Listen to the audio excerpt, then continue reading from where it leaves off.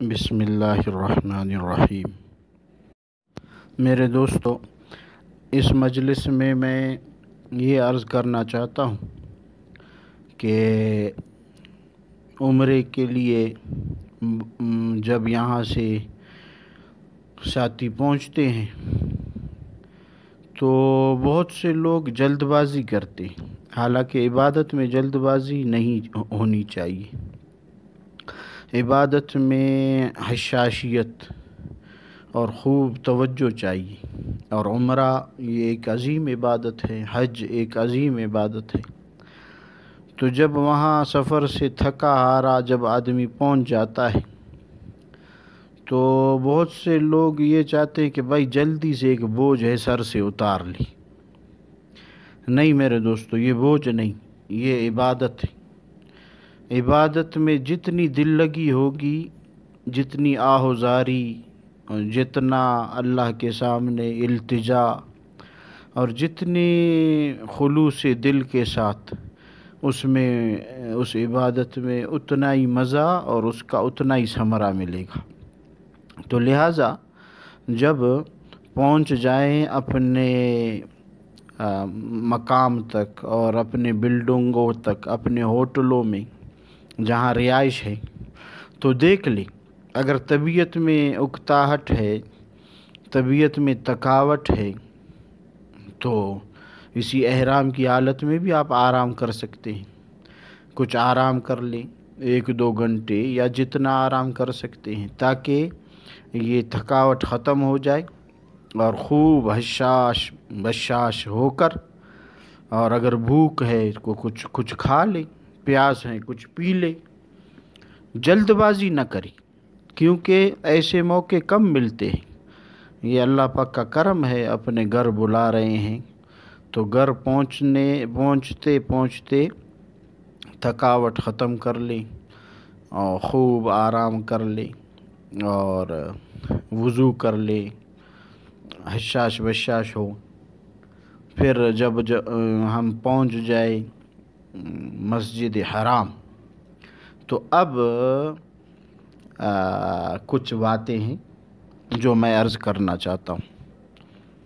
खूब आपने आराम किया, अब चुस्त व चालाक हो के जब फ्रेश हो के पहुँच गए हरम, तो 5 काम वो आप ज़हन नशीन कर लें।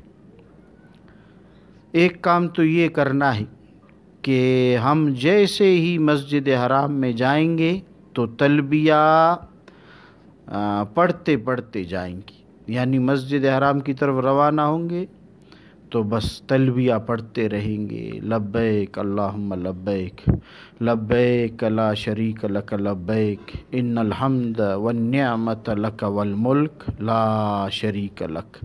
ये तलबिया कहते हुए जब मस्जिद हराम पहुँचेंगे तो अंदर जब तलबिया का मसला ये समझ ले कि एहराम बांधते वक्त तलबिया से एहराम शुरू हो जाता है। यानी एहराम जब आप बांधेंगे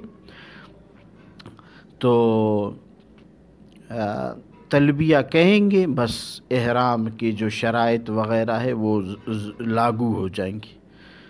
और हजर असवद के सामने पहुंचकर जब इस्तिलाम करते हैं तो उससे पहले तलबिया का वक्त ख़त्म हो जाता है। यानी तलबिया जब एहराम बांधते हैं उस वक़्त से शुरू करते हैं नियत करके, फिर उतराई पे भी तलबिया, चढ़ाई पे भी तलबिया, हर जगह ये तलबिया चलता रहेगा, यहाँ तक कि हजर असवद के सामने पहुंचकर जब इस्तिलाम करते हैं तो उससे पहले तलबिया का वक्त ख़त्म हो जाता है। वो नारा तो उस वक़्त था जब आ रहे थे मिलने के लिए, तो दीवाना वार लब्बैक लब्बैक कह रहे थे। जिन लोगों को पता नहीं, वो बेचारे तो तवाफ़ में भी तलबिया पढ़ते रहते। तो औरतें हमेशा आहिस्ता आहिस्ता तलबिया पढ़ें और मर्द हमेशा ऊंची आवाज़ से पढ़ें। ऊंची आवाज़ से पढ़ने का मतलब ये नहीं कि नारे मारते फिरें بلکہ اونچی آواز سے مراد یہ ہے کہ بس ذرا جہر ہو مگر محبت سے ہو، جیسے کوئی بندہ کہہ رہا ہوتا ہے، دل سے یہ بات نکل رہی ہوتی ہے۔ تو جب ہم مسجد حرام میں داخل ہوں گے تو اللہ تعالیٰ کی عظمت کو دل میں رکھیں گے۔ پہلی بات تو یہ عرض کرنی تھی۔ ایک آدمی کسی وزیر کے دفتر داخل ہوتا ہے تو دل کی کیفیت بدلی ہوئی ہوتی ہے اور طبیعت محتاط ہوتی ہے، اور اگر کسی وزیر اعلیٰ کے دفتر میں داخل ہو تو اس وقت کیفیت اور زیادہ ہیبت والی ہوتی، اور جب کسی وزیر اعظم یا بڑے بادشاہ کے دربار میں جائے تو اس میں تو اور زیادہ محتاط ہوتا ہے، خوف زدہ ہوتا ہے۔ تو اللہ تبارک و تعالی وہ قرآن مجید میں فرماتے ہیں اولئک ما کان لہم ان یدخلوها الا خائفین، ان لوگوں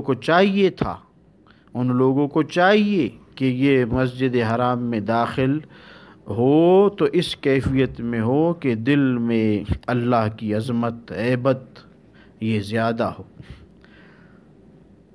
تو اس لیے داخل ہوتے ہوئے یہ کیفیت ہونی چاہیے کہ میں اور آپ جب مسجد حرام میں داخل ہو تو پہلا کام یہ ہو، ایک ہیبت کے ساتھ، ایک وقار کے ساتھ داخل ہو اور تلبیہ کہتے کہتے داخل ہو۔